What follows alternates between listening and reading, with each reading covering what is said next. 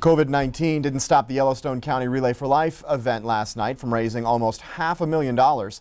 Altogether, 76 teams, 66 community sponsors, and more than 100 volunteers raised $490,000, just $10,000 short of their ambitious pandemic-driven goal.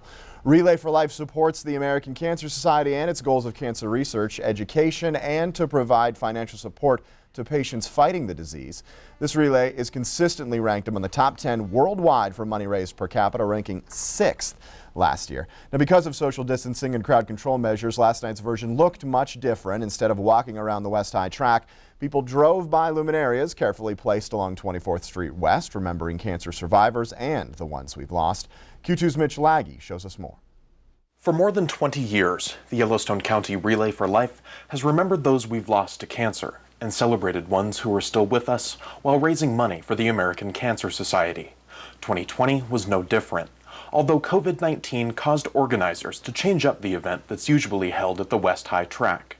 This year's relay, dubbed the Socially Safe Street Edition and Luminaria Cruise, took over 24th Street West on Friday. Throughout the evening, people cruised by a record number of 10,000 luminarias delicately placed on the sidewalk by volunteers.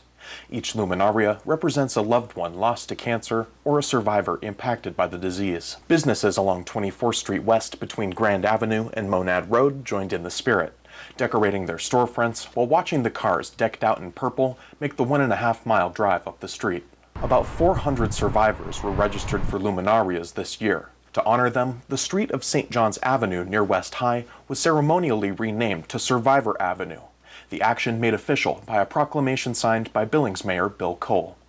Q2's own survivor, Bob McGuire, kicked off the cruise, taking a drive down Survivor Avenue with the top dropped on the convertible. From the hours of 6 to 11 p.m., cars decorated in purple snaked their way down the street to still hold the long-standing community event of Relay for Life despite COVID-19 restrictions. In Billings, Mitch Laggy, MTN News. Thank you, Mitch. Organizers are already hard at work planning for next year's event, which they hope will be back to normal on July 9th, 2021.